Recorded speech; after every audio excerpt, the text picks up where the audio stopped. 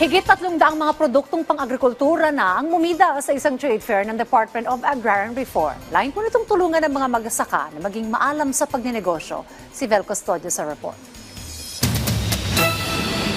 Inilunsad ng Department of Agrarian Reform ang Agrario Trade Fair 2025 sa isang mall sa Cubao, Quezon City, kung saan tampok ang mga produktong likha ng 85 Agrarian Reform Beneficiaries Organization o ARBO. Kabilang dito ang mahigit 300 sariwang produktong agrikultura, processed goods, traditional delicacies, natural fibers at handicraft. Layunin ng Agrario Trade Fair na maging tulay upang madiskubre ng mamimili at negosyante ang mga produkto ng mga ARBO. Dahil maalam na ang mga magsasaka sa technical skills, tutulungan naman ng Go Negosyo ang mga magsasaka upang maging maalam sa pagnenegosyo. Yung programa namin sa Go Negosyo is moving around the country together with the First Lady's Love for All. So yung programa namin is to support Secretary Estrella in teaching the farmers on how to become entrepreneurs. Magkatuwang naman ang Land Bank of the Philippines at AgriSenso Plus para sa capital loan, machineries at iba pang mga pasilidad na kinakailangan ng mga magsasaka para sa pagsisimula ng negosyo. Tiniyak ni Agrarian Reform Secretary Conrado Estrella III ang sustainability ng mga raw materials kagaya ng abaka, niyog at saging, lalo na't matitibay ang mga ito mula sa mga bagyo at pamimeste.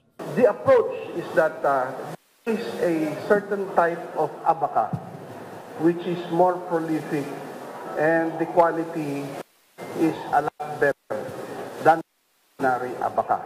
Do you know that they use this in other countries like Germany as part of their bills? Yung pera nila,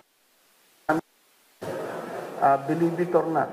Nakaalalay din ng Land Bank sa mga miyembro nitong magsasaka para sa recovery loan na hanggang 10,000 piso kung sakali mang maapektuhan ang kanilang hanap buhay. Bukas ang Agrario Trade Fair hanggang December 5.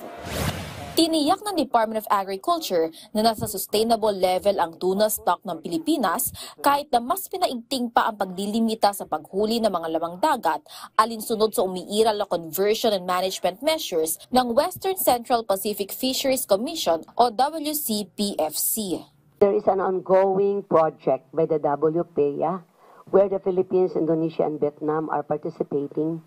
There is an ongoing monitoring of our tuna catch in the country.